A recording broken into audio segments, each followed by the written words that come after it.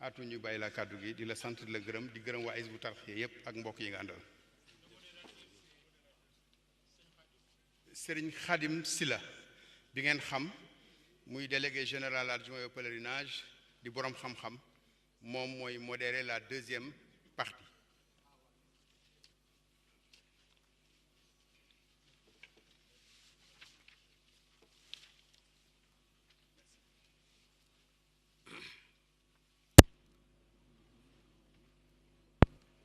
Bismillahi rahmani rahim wa sallallahu ala sayyidina Muhammad wa ala alihi wa sahbihi wa sallama taslima.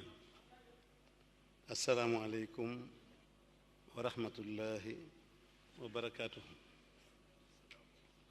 En ma qualité de responsable moral de Hizbut Tarqiyyah, une des organisations culturelles et religieuses de la communauté mouride, je commencerai ma modeste contribution sur la thématique du jour portant sur religion, paix et prospérité en Afrique, par m'incliner d'abord très humblement à la mémoire du défunt Khalif Serigne Abdoul Aziz Sy, qui l'an dernier, à pareille époque, présidait la célébration du Mawlud. Puisse Dieu l'honorer davantage d'un séjour éternel au paradis et lui réserver la meilleure des rétributions auprès de ses illustres prédécesseurs. J'adresse mes salutations les plus distinguées au Khalife général des Tidianes, Serigne Babacar Sy Ibn Serigne Mansour, ainsi qu'à toute la famille de Seydi Hadj Malick Sy. Je suis honoré d'être aujourd'hui devant cette assemblée pour répondre à l'invitation du comité de pilotage de la conférence portant sur religion, paix et prospérité en Afrique.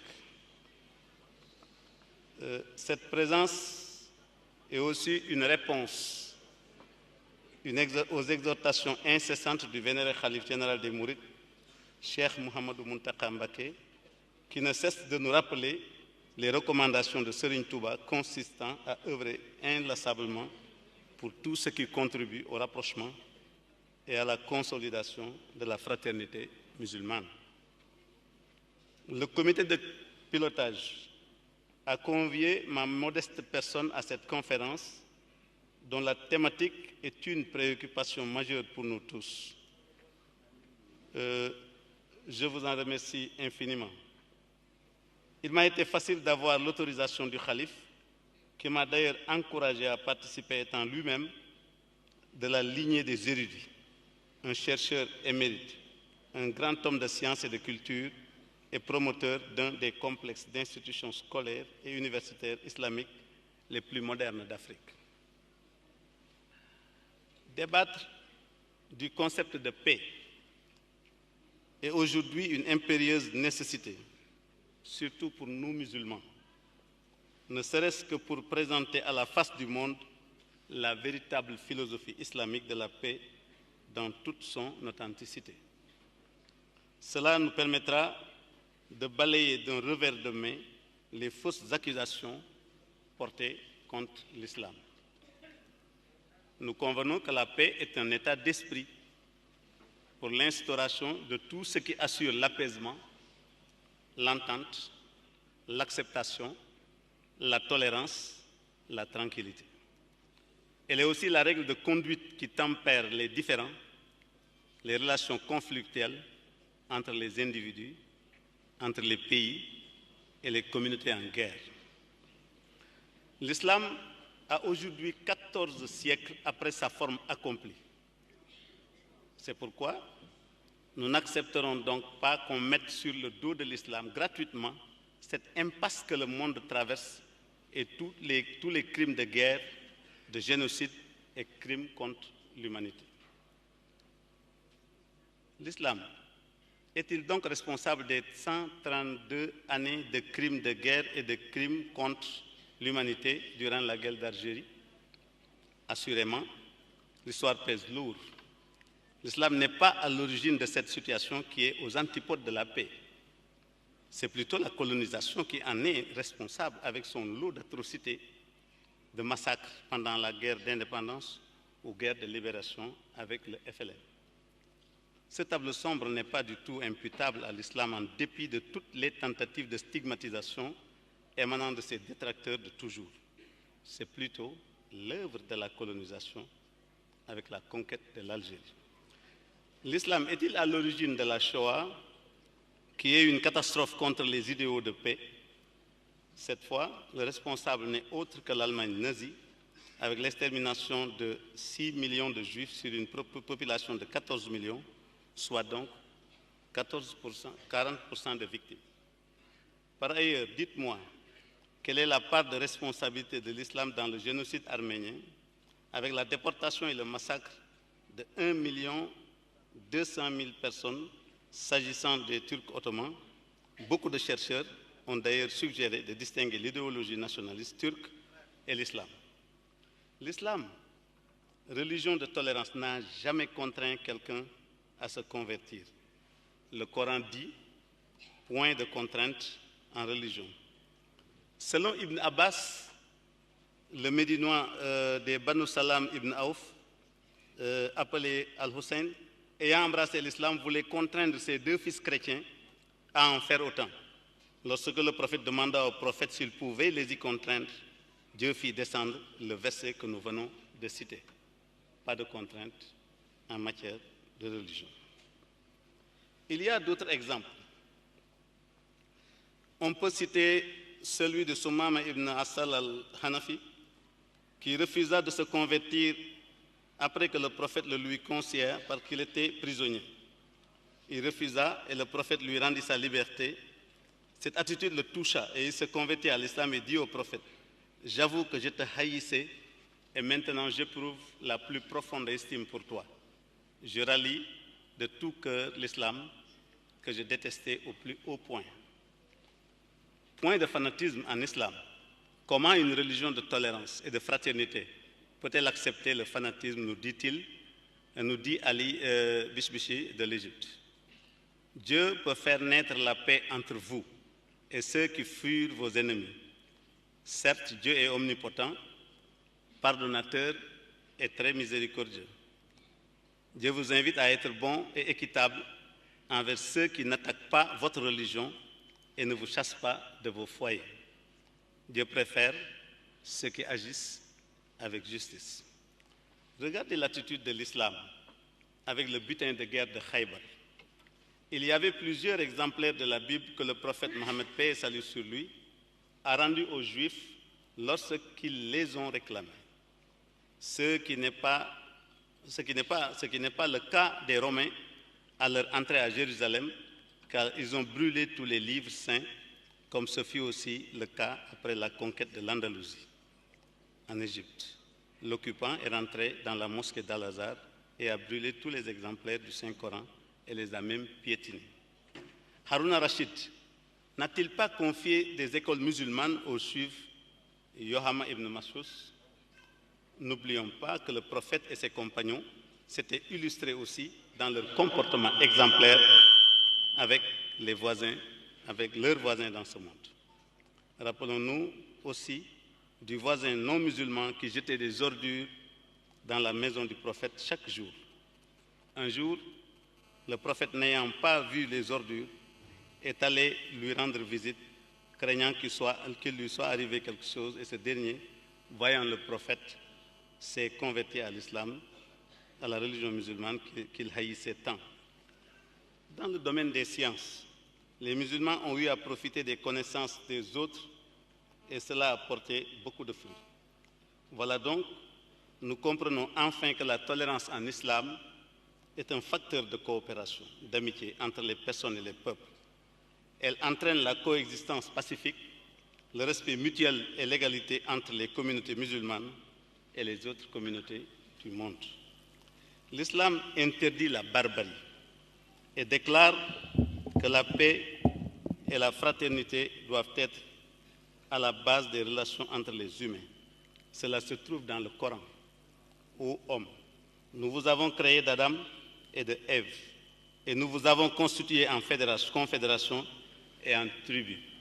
Ne rivalisez pas de gloire, car le plus méritant selon Dieu, c'est celui qui le craint le plus. Même en situation de guerre, l'islam a toujours eu une position noble et exemplaire. Limitez votre combat à ceux qui vous attaquent. Dieu n'aime pas les dérives. Abu Daoud et Ahmed racontent que Sayyidina Mohammed, paix et salut sur lui, après avoir envoyé une expédition contre les infidèles, ordonnant au commandant d'épargner les vieillards et de ne pas s'acharner sur les victimes, il recommanda d'être juste envers les vaincus. Si vous êtes vainqueurs, épargnez les vieillards, les femmes et les enfants. Ne brûlez pas les récoltes. N'abattez que le bétail nécessaire à votre nourriture. Si vous rencontrez des moines sur votre chemin, laissez-les à leur contemplation et ne détruisez pas leur monastère.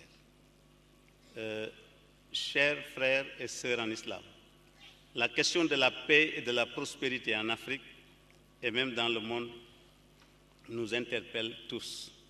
Cependant, nous devons garder à l'esprit que les ennemis de la paix, comme on les appelle, ont aussitôt, après 400 ans de trafic triangulaire, entamé la colonisation. C'est en sa première étape que les territoires ont été conquis. Par la suite, il était question de passer à l'assimilation des colonies aux valeurs de l'Occident. C'est à ce moment qu'ils ont trouvé que sur leur chemin, de fervents musulmans, qui se sont érigés devant eux en bouclier dans la sauvegarde des valeurs islamiques déjà fortement ancrées dans la société. Ce sont nos pieux anciens qui ont été les artisans du rayonnement de l'islam au Sénégal. En plus des liens de parenté très proches qu'ils entretenaient, le maître de Tivaouane, Seydi El Hadj Malick Sy et Cheikh Ahmadou Bamba Khadim Rassoul ont su montrer à la face du monde que les relations fraternelles entre musulmans étaient sacrées et incorruptibles.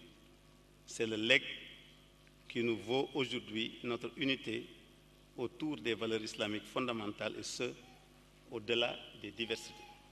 Permettez-moi de conclure en abordant l'exemple de Cheikh Ahmadou Bamba, le fondateur du mouridisme qui, sur la base des enseignements de l'envoyé de Dieu, paix et salut sur lui, a su relever le défi de la domination coloniale sans verser le sang.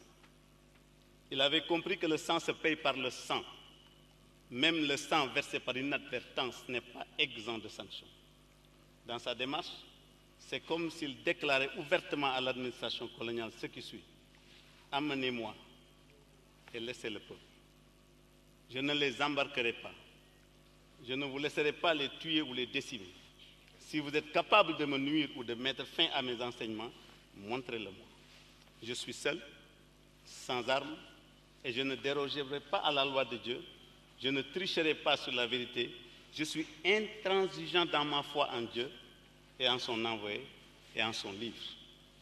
Après l'échec des ennemis qui ont cherché vainement à le tuer durant les 33 années qu'il a passées entre leurs mains, il a pardonné et cohabité avec eux en développant toutes les valeurs de développement et de culture islamique dans la paix et la sérénité. Je terminerai en réitérant les prières des plus déférents à l'endroit de notre Seigneur pour consolider davantage et développer nos relations de fraternité et d'amitié qui constituent un legs très précieux de nos pieux anciens. Cette communication est un extrait, un tout petit extrait d'un document plus élaboré intitulé « Philosophie islamique de la paix réhabilitée par Cheikh Ahmadou Bamba » que j'ai eu à présenter en décembre 2014 lors du forum organisé par l'Institut international d'études et de recherche sur le mouridisme à l'occasion du Grand Magal de Touba. Avant de vous dire merci de votre attention, dans les épreuves que le monde a traversées, j'aurais pu parler un peu de revenir sur la paix et parler de l'expérience de Christophe Colomb et Elisabeth de Castiglione, mais je remercie Dieu parce qu'aujourd'hui le pape François, une fois en Amazonie, s'est excusé. Voilà un homme de paix aussi, il faut le citer. En Amazonie, Il s'est excusé sur la vie, sur les terres et sur la culture des indigènes. C'est un homme de paix. J'aurais pu aussi,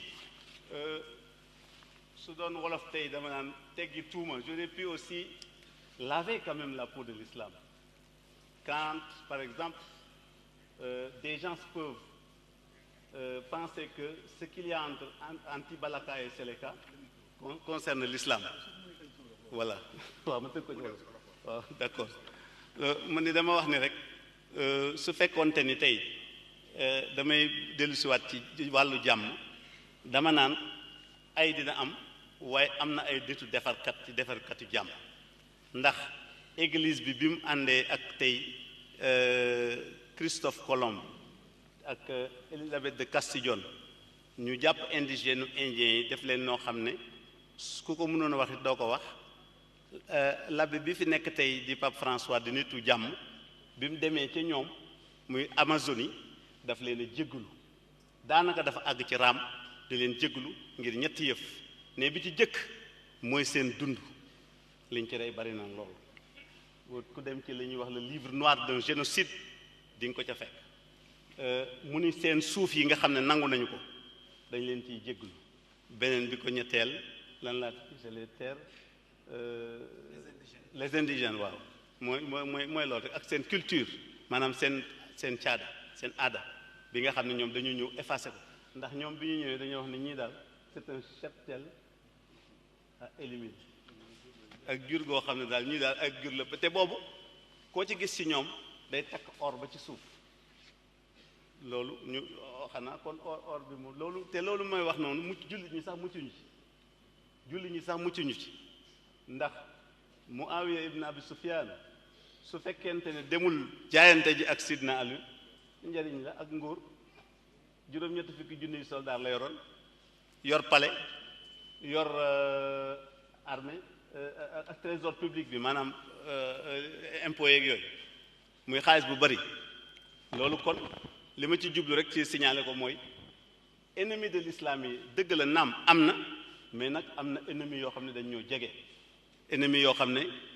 mooy bakkan di àddina di passion profane yi ak yi nga xam ne ñooy gàllankoor doomu aadama kon yaakaar naa xalaat la boo xam ne kenn ku nekk joxe ci sa xalaat te bañ a bàyyi sa bopp moo tax ñu ubbi waxtaan wu mel nii yaakaar naa ne dana jur njariñ bu baax a baax ndax lu ñuy def te def ko ci mbooloo la muy génne muy ëpp doole lu ñu beroo di ko def kon maa ngi ñaan te anti-balaka yi ma doon wax léegi mën nga gis def ñu ne jullit ñi ngay rey fekkat lu jëkk rek ñu tuumaal ñu ko teg ñu ko demewut noonu anti-balaka yi c'est une milice boo xam ne dañuy def ay exaction di def ay dérives di def ay lynchage waaye li ci ëpp maanaa te mat a jàpp rek mooy comment on peut être dans une république et se réclamer d'autodéfense loolu rek mooy débat nga ñëw ci